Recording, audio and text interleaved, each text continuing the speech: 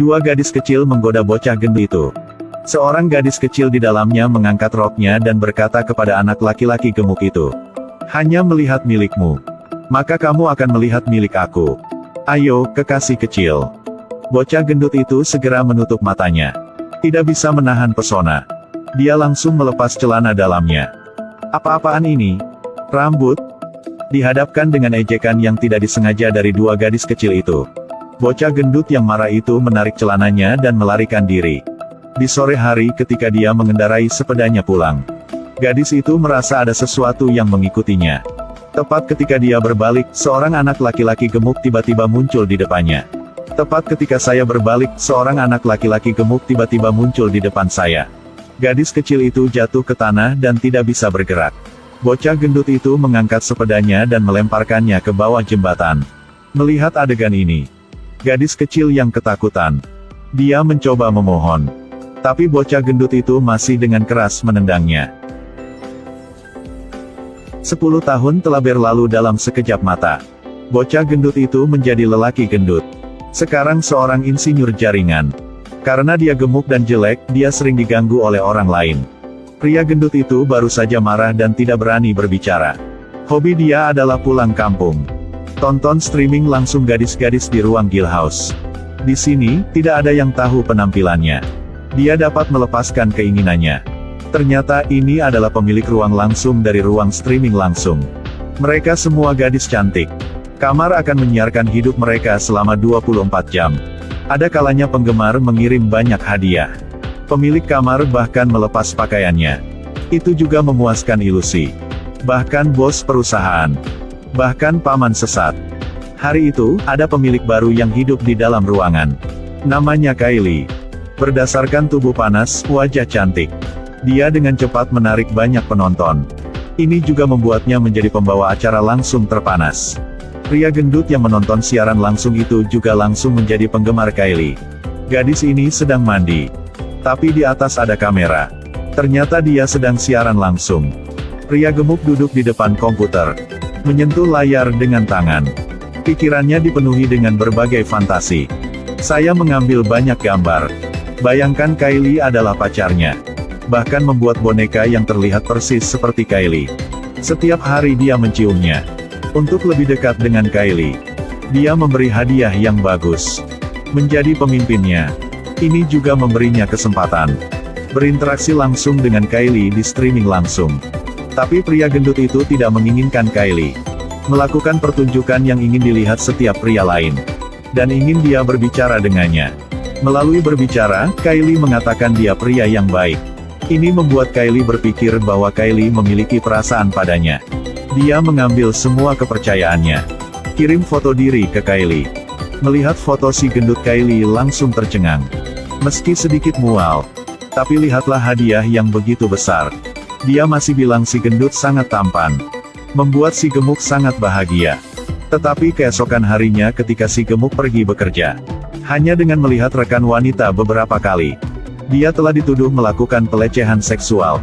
Dia terus menghinanya. Itu membuat malu menjadi marah. Gadis itu bahkan mengancamnya.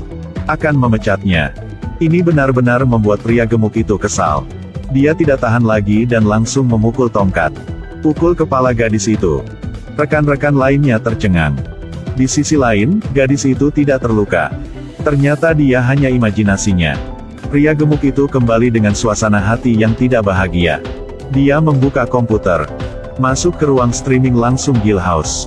Dia awalnya ingin melihat Kylie. Tak terlihat yang Anda lihat di dinding dengan foto dia. Di atas juga tertulis kata-kata menghina.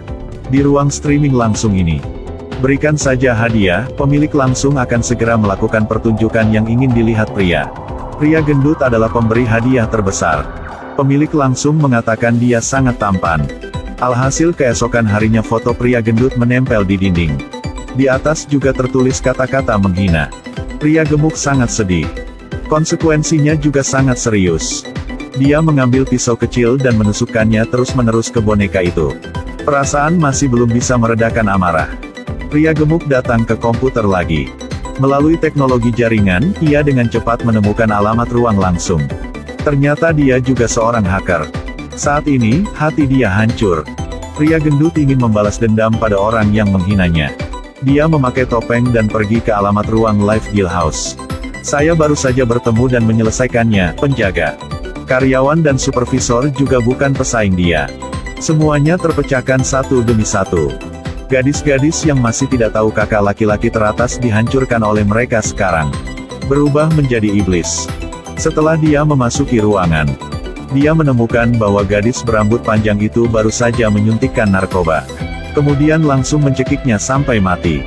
Setelah membunuh pembawa acara langsung pertama, kakak gendut mengeluarkan ponselnya untuk memeriksa jejak pemilik lainnya. Pada saat ini, penonton yang menonton siaran langsung juga menemukan bahwa dia gemuk. Gadis pirang itu juga melakukan streaming langsung. Wajah terpotong.